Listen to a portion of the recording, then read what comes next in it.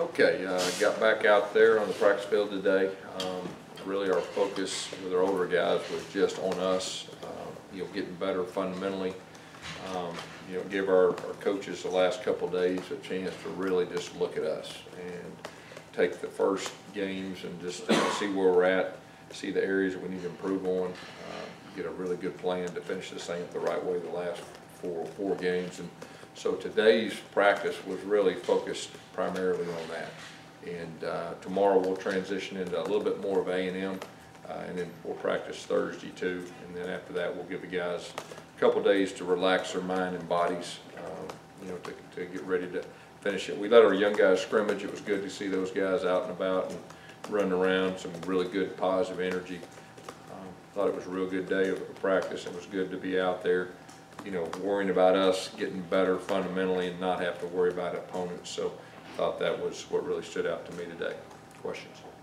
Because just how valuable is this week? Obviously, as beat up as you guys are, just to be very valuable. Just from the standpoint of a chance, really, for coaches to catch their breath, kind of look at our team, evaluate everything, and then our players, give them a chance to heal up, especially our veteran guys that have played a lot of snaps, and so really, and then you get a chance to evaluate your young guys, and nothing better than getting out there and letting them play football and put the ball down and evaluate those guys. So, and not so much stressed about getting ready for a game and everything that goes with it. So that's pretty refreshing at this point in the season.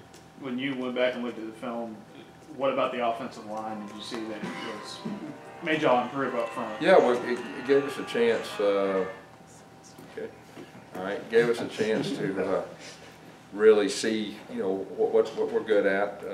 Maybe some certain things we're not, and then you can get a really good plan for the last 4 games and really try to build around the things that you can be successful with. And so really that's a big part of it. Yes, I mentioned this week, but for a guy like Nick Brahms, who hadn't played in almost 2 years, and you kind of go from game plan to game plan, how important is this week to be able to look back at those games? Yeah, I think it's real important. And I think it's good for players too, to get a chance to step back and not have to worry about so much of an opponent and look at themselves and the things they can improve on, the things they're good at. And so I think not only for him, I think there's quite a few players that's a huge benefit for. Got any update on Booby Whitlow? We're trying to heal him up. And Jack Driscoll trying to heal him up this week too. And that'll be really a big focus, and trying to get them ready to go on the practice field next week. I mean, I'm not ready to say anything more than that right now, other than we're going to try to heal those guys up. Obviously they're very important to our offense. Gus, is there a secret to when you have to change your goals, how you go about doing that? Yeah, you just got to transition, and and you got to challenge your team and your leaders to transition into goals, and that's part of it. How about Jamel Dean, Gus? Do you expect him to be ready? Yeah, we expect Dean to be back. Obviously without having him against that high-powered of offense, I thought it was an excellent effort. And but yeah, we'll get Jamel back, and that'll be a big plus. Gus, when you talked about Deshaun, I was noticing Saturday he's out there. He was pointing to where plays were going to go before they happened, and he avoided a lot of the time. Yeah, he's like a coach on the field. He's got great instincts. He understands tendencies, understands alignments and situations, and he does that quite a bit. And and he's a leader too. I mean, he's got a great nose for the football, and he's playing at such a high level right now, and really setting the tone, for our defense. And can you talk about his toughness too? After the game, when we talked to him, he wasn't moving real swiftly. Yeah, with this many games in a row and as many tackles and as many plays as he's in on, and he was in, on the when they went onside kick, our hands team, and he just said he wanted to do whatever he could do to win the game, and did a real solid job with that. But Deshaun's one of our leaders, and just does a super job. We talked about it a little bit on Saturday, but Marlon blocking a field goal in 3 straight games. What makes him able to do that? That's a special deal. I don't know if I've ever heard of that. you know, and that was one of the impact plays in the game. They drove down the field, and we blocked the field goal. We got some momentum. I think we scored, and you know, it was they were behind from that point. So huge play in the game. He's a force. You know, that's really something.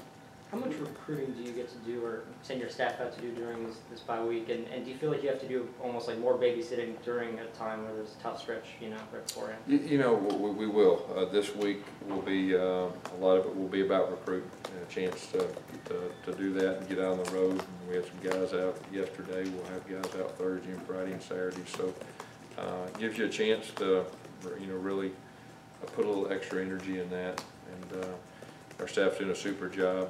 This is going to be a very good class. We're excited about these guys.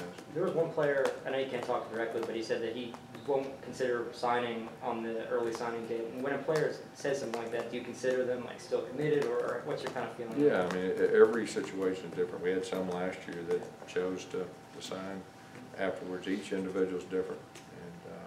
And so, you know, just whatever's best for them. Guys, here, I mean, 8 games in, could you ever imagine, I know you haven't since you've been in Auburn, I mean, Whitlow's a redshirt freshman, Yeah. Seth, Schwartz, Shivers, so many freshmen making an impact on an offense. Yeah, this is the most freshmen we've had making an impact since I've been here.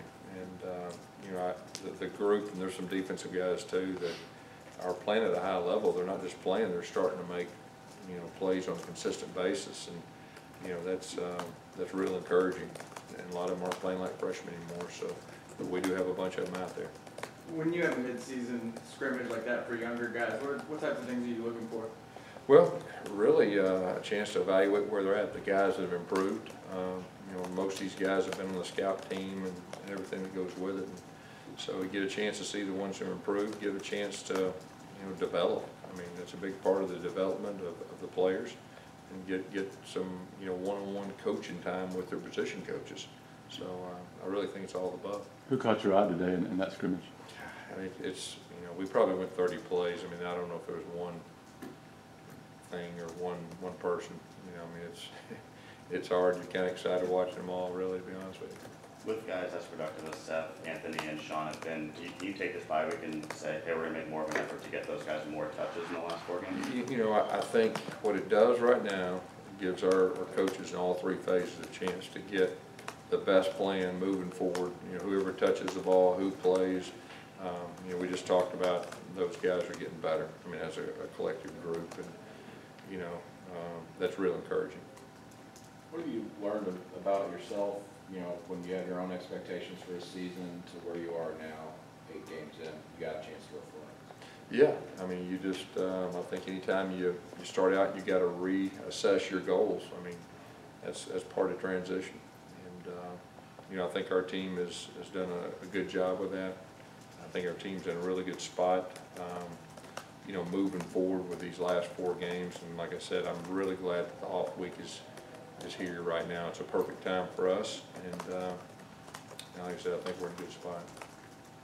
What are your plans for the rest of the season for Ace and Ace is going to compete with other running backs just like, you know, the other ones are. And he was out there today. I think he had a very solid practice.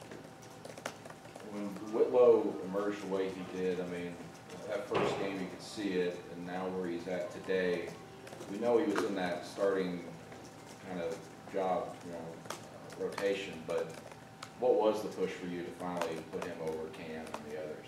You talking about Whitlow? Yeah. Yeah, I mean, he's produced when he's been out there. There's no doubt. But, you know, we're excited about the other guys too. I mean, it was running back by committee, you know, somewhat last game. We have a lot of guys doing a lot of different things, and you can't have enough depth at the running back position. How's Cam handling, you know, from being the #1 guy to now he's, you know, getting, you know, less than double digits? Yeah, I mean, Cam is really one of our leaders. He sets a tone for, you know, a lot of guys on offense, and he's a team guy, and you know, he's ready to call upon whenever his number's called. How much do you focus on those backup quarterbacks this week, and Willis and Sandberg and stuff? To get them more ready? They got quite a few reps today. You know, in the regular part of practice, and you know, 2 of them during the scrimmage part. Gus, I guess after this game, you'll have it the most 4 games left. Yep. I'm right about that. Well, at that point, give it the opportunity, you start trying to get some of those guys that are going to be redshirted, ready to play some snaps if the opportunity presents itself. You know, that is a possibility, and like I said, I think that's why this week is really, you know, strategic, and that is a possibility. I'm not sitting here saying that some people will or won't or anything, but, you know, I think it gives you a chance from a coach's standpoint to evaluate everything. Which 2 quarterbacks took part of the scrimmage? Joey and Cord were the 2 that got the reps through the scrimmage. What led to Joey traveling for the first time? You know, Joey, first of all, was, you know, he started off fall camp, was in a good spot, and he ended up hurting his thumb, and that kind of put him back, and he got cleared a couple of weeks ago, and really has done a good job, you know, up until this point, so that was really, you know, part of it, that he's able to practice, and he's been doing a good job in practice. You said you guys really started maybe doing a little bit of preparation for Texas A&M. I know it's super early, but I'm sure you've gotten at least a little bit of a look at them. What stands out about them early? Well, I mean, I think they're a talented team. There's no doubt. We got a lot of guys back from last year's team, and you know, the bit I've seen, they play hard. All right.